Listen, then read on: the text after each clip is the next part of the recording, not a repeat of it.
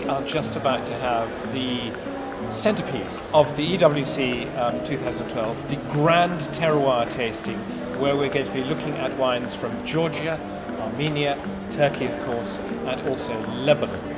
When we first decided to come to Turkey, Tanner had told us of his idea of hearing about and talking with other people about the idea of a Grand Terroir, and we all thought it was interesting. We attempted our best to get as many wines as we could from this region, and this is the result of it. This is exciting and special because it's a first, basically, that we've actually got these countries to cooperate and to work together and to join here in creating something that's really, really, really exciting. We're basically looking at indigenous grape varieties with a couple of exceptions. And these, I think, for the people in the room are going to be grape varieties that they just don't know. I mean, there might be some things like Riccazzatelli that they've had before, or Saperavi, but they probably haven't had Kalachit Karasur or Narinja or the wonderful Armenian, yeah, from Armenia, which is our discovery of the year. Yeah, and it's an unbelievable absolutely. grape variety. It's a little bit Syrah, it's a little bit Pinot, a little bit Nebbiolo. I mean, it's an incredible grape, and I can't wait to see it again. I can't wait to see what he's going to say. I can't wait to hear what I'm going to say. What am I going to say? I don't know. I don't know. Do you He know doesn't what know I'm either. gonna I say? don't know what you're going to say, but it'll be fun.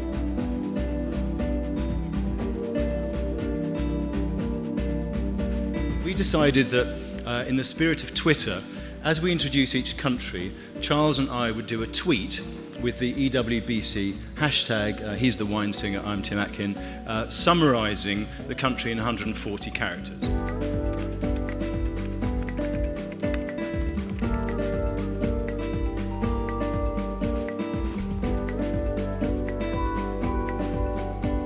In Turkey, what I found is it's kind of hard to put into words from a winemaker's standpoint, but it is somewhat like a winemaking pilgrimage. Me, I come from Napa, I work in Argentina and Barolo and a lot of other places. And then to come here and discover Narinje and Özgözgözü and Boğazkere and the flexibility of Kalachit Karasai and to really have to check your ego and sit back and let the vineyards teach me what they have to offer has been a really amazing journey. This one is Narinje, which is, in Turkish I'm told it means delicate. Opinions seem to vary on this as to whether it is delicate good or delicate rather neutral. But, you know, I offer you that translation. I believe that is Narinje, what it means. And it's paired with the Chardonnay. So it's all oak fermented, barrique, but not new. So Kalachit Karasur, we've got in a glass. It reminds me of grapes like in their best forms, like Gamay, like Dolcetto. It's got that sort of freshness, brightness, slightly plummy, but it can do what Gamay can do in the sort of top wines of the cru. It can produce wines which are capable of aging and becoming more interesting and developing. Charles and I spent ages learning how to pronounce Kalachit Karasur, Boğazkere, and very good, I thought. Very good. So, keep the mouth in this position, really. How can you not love three grape varieties that mean ox's eye, black from the small castle, and best of all, throat scraper? I love that. It's brilliant.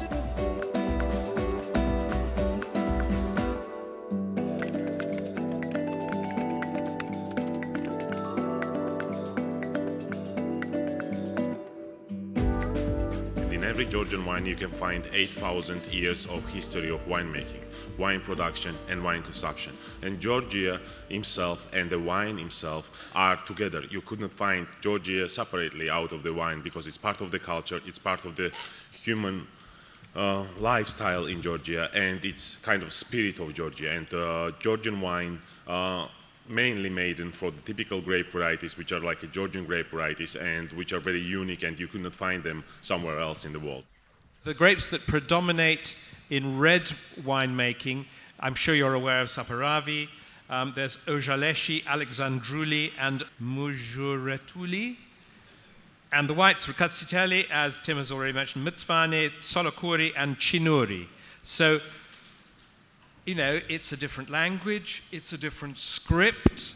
The script, they say, derives from the curling tendrils of the vine. It may not be true, but it's a lovely idea. Sounds like a marketing ploy to me. Well, you know, I don't mind it. I could see that in vine tendrils. And this is a good example of an amber-coloured wine. It's a long way from tawny port, but it's a pretty deep gold yellow, and as you can see, it's a 2010 wine. So it hasn't had a lot of aging. It almost looks a bit like a natural wine, except it's drinkable. I like the slight phenolics you get from the bitterness you get from the grape skins. It's got spices, it's got the kind of things, it's got herbs, the kind of things I'm used to finding in sort of body rubs and that sort of thing. It's got really interesting flavours.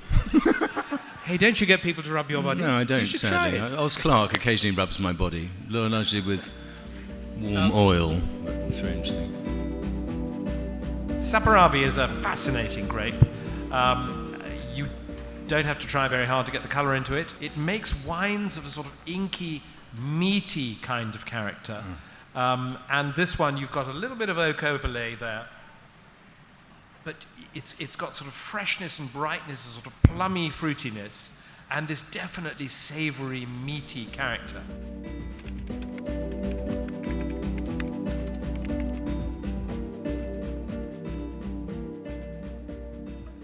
Today Armenia is divided, I can say, in three parts. North of Armenia is concentrated on white wines. In Ararat Valley, we got mostly grapes that are supplied for the brandy production. And we got south of Armenia, Yeregnadzor, which is the region I am from, my winery is from, which is the quintessential wine growing region. I was blown away by this wine. My tweet or twat or twat, whatever it is I've just done, it says the following things. It says oldest winery, well, we've just heard about that. Altitude versus latitude. Well, Armenia is actually on the same latitude as Barcelona and Naples, which are pretty hot places. But I said altitude versus latitude, so it's altitude that basically compensates for that latitude. The average altitude in Armenia is 1,800 meters. The lowest point in the country is 380 meters. Then I said indigenous GVs, or indigenous grape varieties. There are about 500 of those. Another wonderful fund of grape varieties, many of which I hope are in Jose's book. Zorik was saying to me he thinks that about 30 to 40 of those are made commercially. So, again, an unbelievable fund. Ararat Valley, well, that's the main wine region, and I think about 75% of the grapes in the country are grown there. Mushali, which is a white grape variety, is the most planted grape variety. That was the next bit of my tweet. Then Areni Noir, which is this grape variety we've just tasted here. And the final thing I put in was Zora, because I think this is the future of Armenian wine. It's an unbelievable wine. So thank you very much for bringing this wine along to share with us, because it's delicious.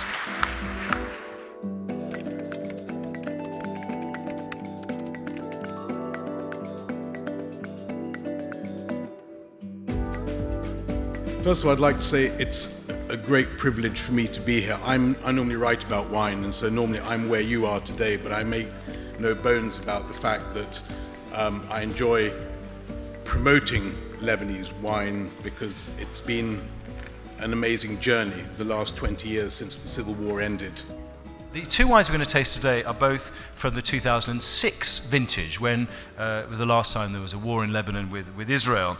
My dear friend Oz Clarke, our dear friend Oz Clarke, who's given to being slightly pretentious at times, he claims that in these wines you can taste the tension. This is a slightly sad story in many ways, and this winery was created, Akram Kasalti created this winery in 1974. And his first vintage was in 1975. First vintage was in 74, and the Civil War broke out in 1975. And somebody broke into his winery and smashed open all the tanks and poured all the wine all over the ground because they decided that wine was an evil thing. And so he decided to go out of the wine business and went into syrups and liqueurs and carbonated drinks, including something called Buzz and something else called Freeze. Having made a small fortune, or rather a large fortune, making those things, he decided to go back into the wine industry and lose most of his money, presumably by reopening his winery in 2005. So it's a sort of old winery, slightly just pre-Civil War winery, which has been reborn as a winery, as I said, from 2005. This is that classic Bordeaux Rhone blend that I like. Almost all my favorite Lebanese wines have these characters. And this is Cabernet, Merlot, and Syrah. We're on, as you can see, to Domaine des Tourelles, Marquis des Baies. And Fawzi's here, he's come all the way from Lebanon. Fawzi, it's lovely to see you as ever.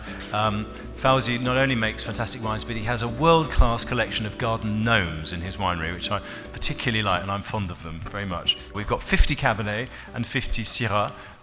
This is Fawzi's top wine, and gets 18 months in French oak, 1/3 new, one first use, 1/3 second use. Again, altitude, Bekaa Valley wine, 1,000 meters above sea level, pretty low yields, and these are Gobelet vines, so there probably can't be that many Cabernet vines in the world that are grown as bush vines. A lot of Lebanese vines are grown as bush vines, and a lot of them also are unirrigated. The vineyards themselves are very beautiful, and with bush vines obviously being close to the ground to preserve moisture. These are on clay, limestone, and gravel on the top, so a little bit of Bordeaux there and a little bit of Burgundy too. They're in the Western Bekaa, and Fawzi has told me how old his long wine will age for. He says 20 years and above. This is 06, and I think you'll see that it's a more structured wine, certainly, than the Chateau Ca. And I think if the Chateau Ca is pretty much ready to drink for me, I think this wine has got more concentration and a little bit more aging potential, and it's certainly one of my favourite wines from Lebanon. You've had this before as well, haven't you? Yeah, what I love about this is what I see as a slightly balsamic quality. It's more than just fruit. It's got, as Tim says, it's got this lovely structure. Could you just repeat the varieties, but in song? Actually, I can. Then prove it. You weren't expecting that answer, were you? But I can. In 2012, it was a very good year. It was a very good year for Boascare and Kalegi Carousel. Narinje Okuzgozo Emir and Saparavi, Rkatsitalim Nitzvani and Areni, and no Banati in Esmir.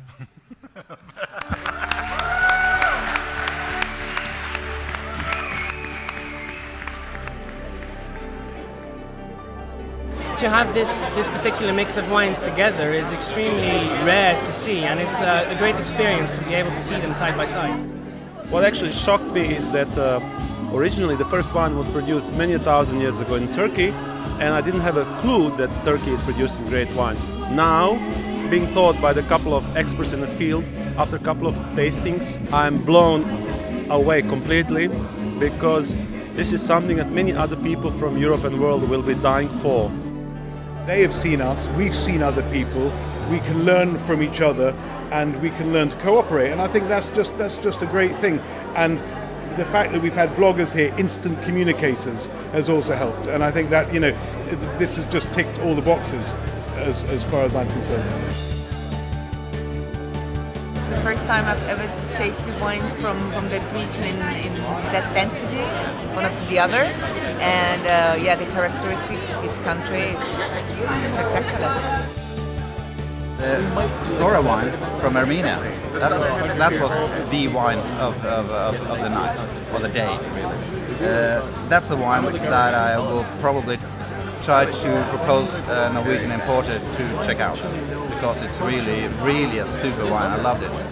This is my first ever wine tasting. I haven't even been to a wine tasting in a wine shop, so I don't know how I'm going to beat this. I do know what was my favourite, number 5 from Lebanon. It was the Chateau Ca Fleur de Car 2006. I drank mine, I drank the one next to me because nobody was there, and I drank the one behind. Beautiful, positive experience. I met people that I just keep reading in the magazines, so it was very positive.